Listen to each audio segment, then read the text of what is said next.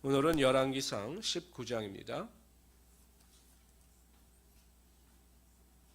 구약성경 549페이지를 찾아주시기 바랍니다. 구약성경 549페이지 열왕기상 19장입니다.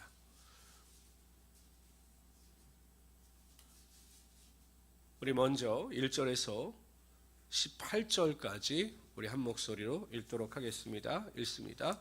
아합이 엘리야의 행한 모든 일과 그가 어떻게 모든 선지자를 칼로 죽였는지를 이세벨에게 말하니 이세벨이 사신을 엘리야에게 보내어 이르되 내가 내일 이맘때에는 반드시 내 생명을 저 사람들 중 한 사람의 생명과 같게 하리라. 그렇게 하지 아니하면 신들이 내게 벌 위에 벌을 내림이 마땅하니라 한지라.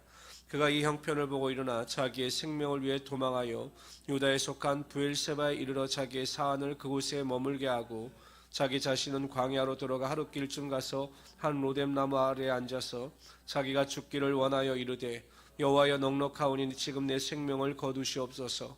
나는 내 조상들보다 낫지 못하니이다 하고 로뎀나무 아래에 누워 자더니 천사가 그를 어루만지며 그에게 이르되 일어나서 먹으라 하는지라. 본즉 머리맡에 숯불에 구운 떡과 한 병 물이 있더라.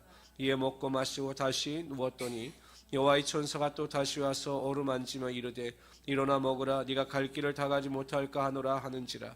일어나 먹고 마시고 그 음식물에 힘을 의지하여 40주 40야를 가서 하나님의 산 호렙에 이르니라. 엘리야가 그곳 굴에 들어가 거기서 머물더니 여호와의 말씀이 그에게 임하여 이르시되 엘리야여 내가 어찌하여 여기 있느냐. 그가 대답하되 내가 만군의 여호와께 열심히 유별하오니 이는 이스라엘 자손이 주의 언약을 버리고 주의 제단을 헐며 칼로 주의 선지자들을 죽였음이오며 오직 나만 남았거늘 그들이 내 생명을 찾아 빼앗으려 하나이다. 여호와께서 이르시되 너는 나가서 여호와 앞에서 산에 서라 하시더니 여호와께서 지나가시는데 여호와 앞에 크고 강한 바람이 산을 가르고 바위를 부수나 바람 가운데 여호와께서 계시지 아니하며 바람 후에 지진이 있으나 지진 가운데도 여호와께서 계시지 아니하며 또 지진 후에 불이 있으나 불 가운데도 여호와께서 계시지 아니하더니 불 후에 세미한 소리가 있는지라. 엘리야가 듣고 겉옷으로 얼굴을 가리고 나가 구러기에 섬에 소리가 그에게 임하여 이르시되 엘리야여 내가 어찌하여 여기 있느냐. 그가 대답하되 내가 만군의 하나님 여호와께 열심히 유별하오니 이는 이스라엘의 자손이 주의 언약을 버리고 주의 제단을 헐며 칼로 주의 선지자들을 죽였사오며 오직 나만 남았거늘 그들이 내 생명을 찾아 빼앗으려 하나이다. 여호와께서 그에게 이르시되 너는 내 길을 돌이켜 광야를 통하여 다메섹에 가서 이르거든 하사엘에게 기름을 부어 아람의 왕이 되게 하고 너는 또 님시 아들 예후에게 기름을 부어 이스라엘의 왕이 되게 하고 아벨 모홀로 사바세 아들 엘리사에게 기름을 부어 너를 대신하여 선지자가 되게 하라. 하사엘의 칼을 피하는 자를 예후가 죽일 것이요 예후의 칼을 피하는 자를 엘리사가 죽이리라. 그러나 내가 이스라엘 가운데 7,000명을 남기리니 다 바알에게 무릎을 꿇지 아니하고 다 바알에게 입맞추지 아니한 자니라. 아멘. 큰 능력을 행했던 엘리야가 갑자기 우울증에 빠지게 됩니다. 도저히 상상할 수 없는 일이 엘리야에게 발생한 것입니다. 왜 그럴까요?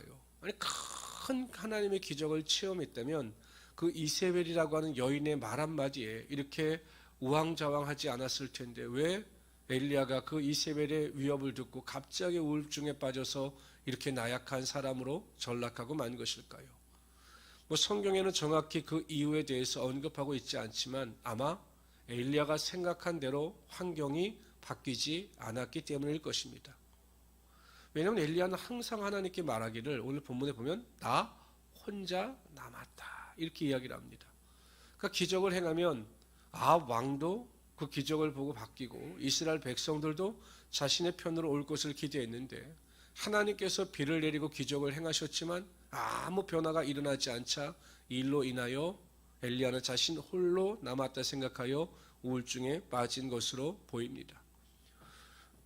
로뎀나무 밑에서 자기 자신을 죽여달라고 이야기합니다. 그러나 하나님은 그를 책망치 아니하시고 그에게 떡과 물을 먹이시며 그의 체력을 회복시켜 주셨습니다. 그리고 40주 40야를 걸게 하셔서 하나님의 산 호렙산에 이르게 하십니다. 그리고 다시 그를 일으켜 세우십니다. 하나님께서 그를 일으켜 세우신 방법은 두 가지입니다. 첫째는 하나님의 말씀이었습니다. 11절 12절 한번 다 같이 읽어봅시다. 있습니다. 여호와께서 이르시되 너는 나가서 여호와 앞에 서서 산에 서라 하시더니 여호와께서 지나가시는데 여호와 앞에 크고 강한 바람이 산을 가르고 바위를 부수나 바람 가운데 여호와께서 계시지 아니하며 바람 후에 지진이 있으나 지진 가운데도 여호와께서 계시지 아니하며 또 지진 후에 불이 있으나 불 가운데도 여호와께서 계시지 아니하더니 불 후에 세미한 소리가 있는지라. 바람이나 또한 불이나 또 지진은 하나님의 임재의 상징입니다. 그런데 하나님께서 그 가운데 계시지 않고 세미한 음성으로 엘리사를 부르시고 그 엘리야를 부르시고 그에게 말씀을 주시는 겁니다. 그러니까 바람이나 불이나 지진이라고 하는 기적을 통해서 하나님을 볼 것이 아니라 하나님을 믿을 것이 아니라 하나님의 말씀을 통해서 온전한 믿음이 나타남을 하나님께서 보여주고 계신 거죠. 엘리야가 큰 기적을 행했습니다. 하나님께 기도함으로 그 제단 위에 불로 응답하시고 기도하니 큰 비가 내리는 기적을 체험했습니다.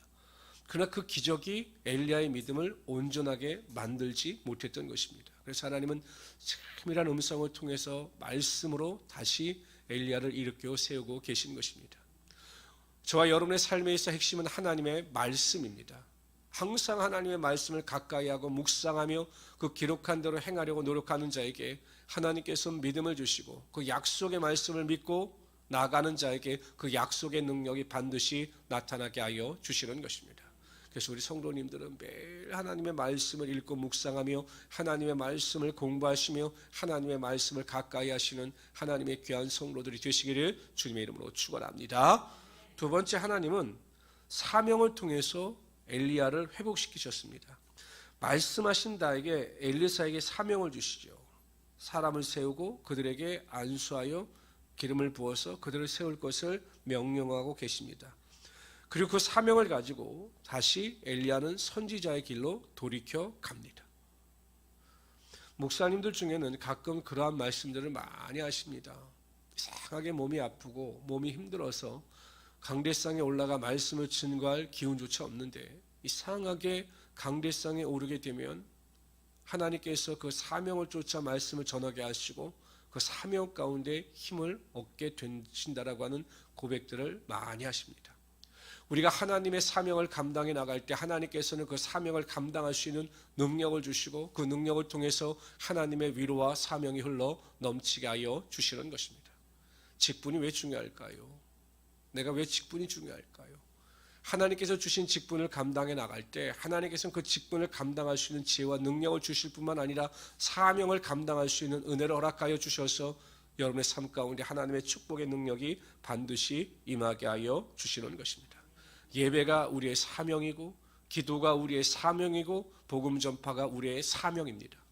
육신을 쫓아 육신의 만족을 위하여 살아가는 것이 아니라 하나님께서 나에게 주신 영적인 사명을 위해서 나의 삶의 모든 것을 내 인생 가운데 쏟아놓을 수 있는 하나님의 귀한 일꾼들이 되시기를 바랍니다. 자신의 만족과 안위를 위해 쫓아 살아가는 자는 한낱 얻을 수 있는 것이 빵에 불과하지만 하나님의 사명을 쫓아 살아가는 자들에게는 하나님의 영광과 존귀가 반드시 여러분 삶 가운데 임하게 될 것입니다. 이런 믿음을 가지고 항상 하나님의 나라와 의를 먼저 구하며 살아갈 수 있는 귀한 성도들이 되시기를 주님의 이름으로 축원합니다. 우리 19절부터 21절까지 읽습니다.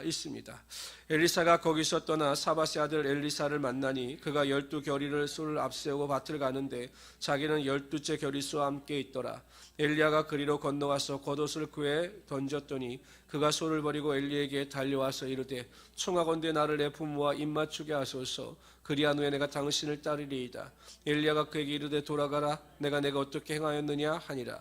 엘리사가 그를 떠나 돌아가서 한 겨리 소를 가져다가 잡고 소의 기구를 불살라 그 고기를 삶아 백성에게 주어 먹게 하고 일어나 엘리야를 따르며 수정 들었더라.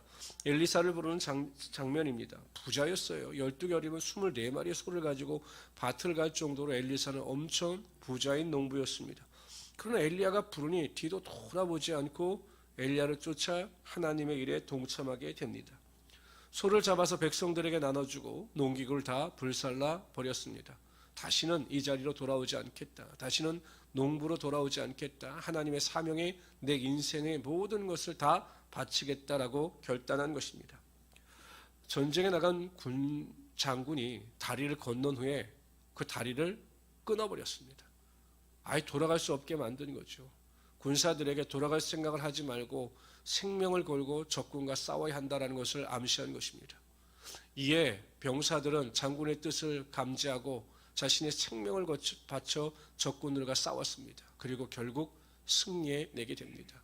임전무태, 뒤로 물러갈 생각을 하지 아니하면 반드시 전쟁에 승리할 수 있게 되는 것입니다. 이스라엘 백성들을 보십시오. 그들이 광야에서 입버릇처럼 말했던 것이 무엇이냐면 애굽때가 좋았다라는 것입니다. 자꾸 뒤를 돌아본 것입니다. 결국 그들은 하나님의 뜻을 쫓아 가나안을 바라보지 못하고 그 땅에 대한 강렬한 소망을 이루지 못한 채 광야에서 전부 멸망당하고 말았습니다. 예수님께서 분명히 말씀하시기를 쟁기를 잡고 뒤를 돌아보는 자는 하나님의 나라에 합당하지 않다라고 말씀하셨습니다. 구원 얻은 성도가 여전히 세상에 대한 유혹을 떨치지 못하고 뒤를 돌아보고 세상 속에서 호적되는 것은 결코 하나님께서 기뻐하시는 일이 아닙니다. 우리는 이제 하나님의 나라, 천국에 대한 표대를 향하여 우리의 믿음을 전진해 나가야 합니다. 오직 소망을 이 땅에 두는 것이 아니라 하나님 나라의 소망을 두고 하나님 나라의 영광을 위하여 살아갈 수 있어야 한다는 것입니다. 그래서 우리 모든 성도님들은 절대로 세상 가운데 욕심이나 탐심을 두지 마시고 하나님 나라의 영원한 소망을 두시며 오늘 하루도 믿음 안에서 승리하며 살아갈 수 있는 우리 귀한 성도들이 되시기를 주님의 이름으로 축원합니다.